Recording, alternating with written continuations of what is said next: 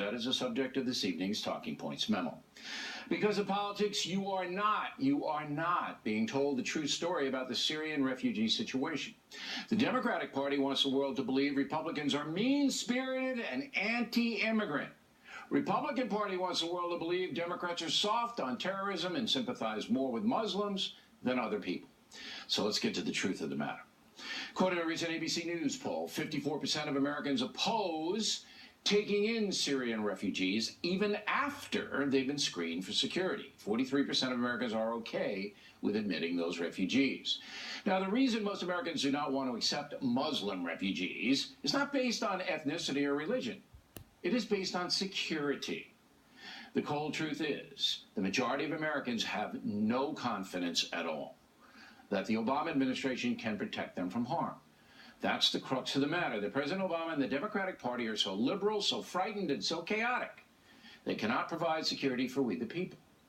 Talking Points believes the majority of Americans firmly believe that. And my opinion is based on fact. The southern border of the United States is still insecure. According to Border Patrol statistics, nearly 5,000 unaccompanied children were apprehended in October alone trying to cross the border illegally. In the first half of November, 3,000 more were caught. That is a record number for that period of time. Again, highlights the fact that the southern border remains porous. So after 7 years, the Obama administration has not been able to secure the southern border despite the deadly terror threat facing America. Want more? Here we go. According to a document obtained by the Center for Immigration Studies, the Department of Homeland Security freed 36,000 convicted criminal aliens in the year 2013. Among those 36,000 freed, 193 had homicide convictions, 426 sexual assault convictions, 1,075 aggravated assault convictions, more than 9,000 convicted of dealing dangerous drugs. All told, the 36,000 criminal aliens freed by ICE had 88,000 criminal convictions in the USA. 88,000. And they let them go. That's simply disgraceful, a danger to all of us, and is directly on the President of the United States, who could not care less. Instead, Barack Obama chastises the Republican Party and others who oppose allowing Syrian refugees into the country. Apparently, they're scared of widows and orphans coming into the United States of America as part of our tradition of compassion.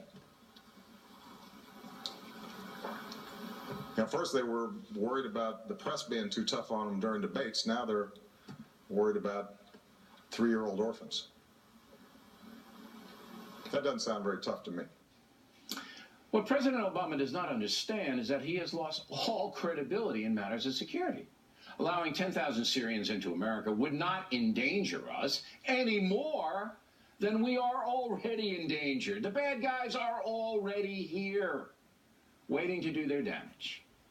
10,000 Syrians languishing in refugee camps overseas, not really the issue. The signal being sent to the president is, we don't trust you to protect us. So no more generosity to overseas visitors. That's the deal. Talking Points would allow certain Syrian refugees to come here, but I'm simply appalled by what is happening in Washington. The Democratic Party completely ineffective in fighting terrorism. We are prepared to defeat ISIS by any definition. The president has engaged with more than 65 other countries to defeat ISIS. The president knows better than any of us the threat that they pose to the security of the world and to the American people.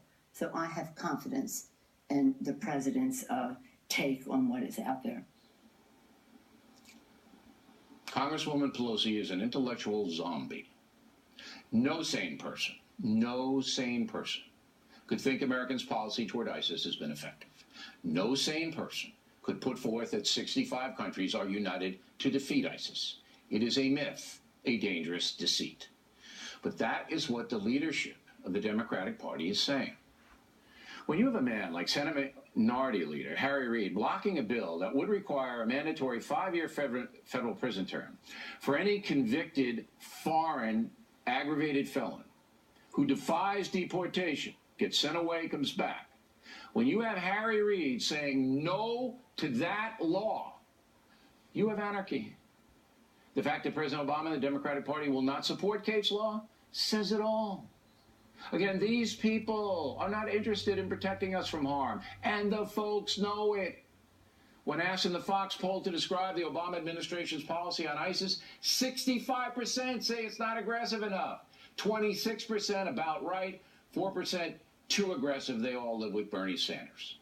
Therefore, you would think the Republican Party would be in a superior position to defeat Hillary Clinton in 2016. You would think. But Republicans must convince the majority of Americans, not people like themselves, that they are reasonable. And all of this talk about religion, Christians versus Muslim, registries, all of that is counterproductive for the GOP. What Americans want is security, not demonization. The Republican Party should understand that liberals will attempt to paint them as extremists, as sons of Joseph McCarthy.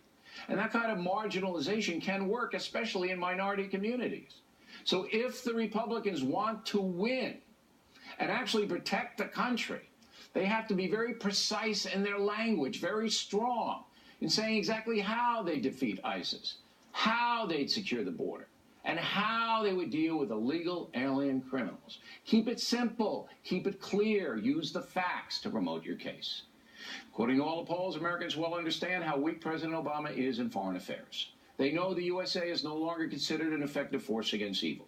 The folks get it, yet many still fear the other side, the Republican side.